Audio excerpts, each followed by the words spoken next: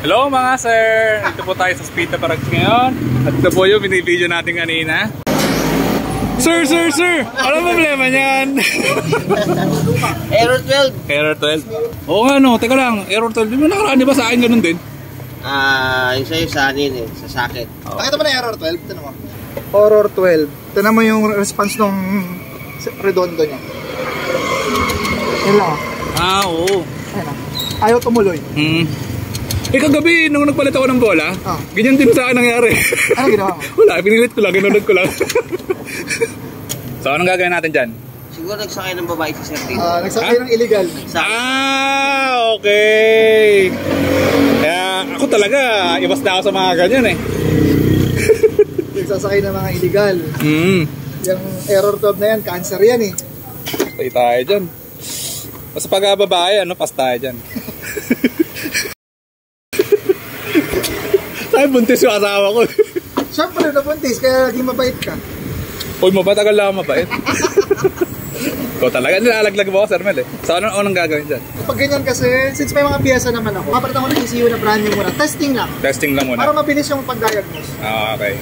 Pero pansin ko sa mga unang lumabas na FI na motor, pansin ko yung mga ECU nila, ECM nila, maliliit. Yes. But ngayon parang palaki siya ng palaki? Very good question. Yung sinaunang mga FI like Mio 3, Mio 125, Sniper 150, V1, maliliit ng ECU na. Meron kasi silang tinatawag na separate na starter. May motor, starter motor. Ibig sabihin, merong relay, tinitrigger ng ignition para i-drive yung starter motor. Ito kasi tinatawag dito mga soft start na to eh. Pag in-start mo siya, ang mismong magneto, siya na yung nagiging electric generator na tinatawag. Para mag-work yung tinatawag na electric generator na starter, kailangan yung ECU ibang klase din. So built-in yung dun sa ECU kaya malaki siya. Ayun, laki nga eh. Pangalawa dyan, Mingsun, since nandito na yung starter, nandito na rin yung generator. Ibig sabihin yung nag-charge ng motor, built-in na rin dito yung tinatawag yung rectifier. Yung pan-charge. Nandiyan na rin yun. Nandiyan na rin yun. Kaya pag nasira starter, nasira rectifier, palit ECU. So yun yung dito. Galing nga, marketing strategy yan Disadvantage talaga. Alam ko na. Siguro, ito naisip ko lang. Diyan pumapasok ngayon yung idling stop. Tama. Dahil dun sa klase ng soft start nila. Ang tawag kasi talaga dito is SGCU. Starter Generator Control Unit. Okay. Kaya parang sa atin kasi, parang sa mga hindi nakakalap, in layman's term, sinasabi nilang ECU. ECU. Okay. Pero pag sa mga soft start na system, NMAX V2, Aerox V1, Aerox V2, ADV, PCX, Gravis, yung mga yan. Basta pag narinig nyo pag narinig nyo sa makina na wala kayong parang naramdaman na yung gumaganon, ibig sabihin soft start system siya. Wala siyang starter motor. Yung mismong magneto yung nagpapaikot ng sagot yan. So ito. Yay! Mura lang yung card. Huwag naman 12 milyano may wala naman. Payat? 12.5. Brand new. Brand new. To see is to believe. And the moment of truth. Patay, yes. Ibig sabihin, wala doon.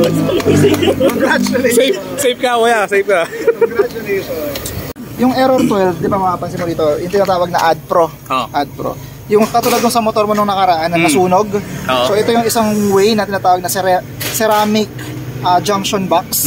So pinagdudugtong natin yan para hindi na nasusunog. So since nakaganyan na siya, hindi natin paghihinalaan na ito yung problema niya. Tinatanggal ko yung stator, tapos ito bumungad sa atin may grasa.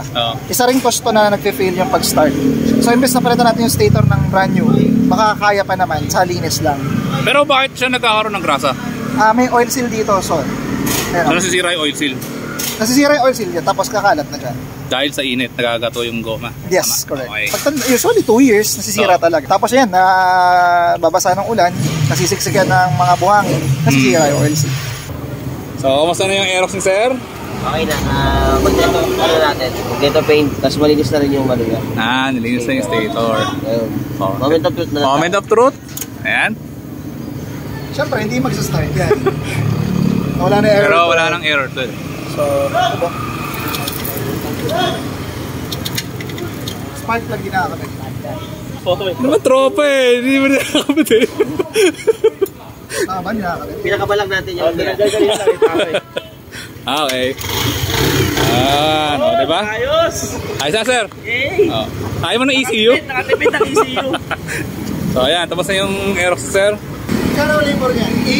8.5. 8.5.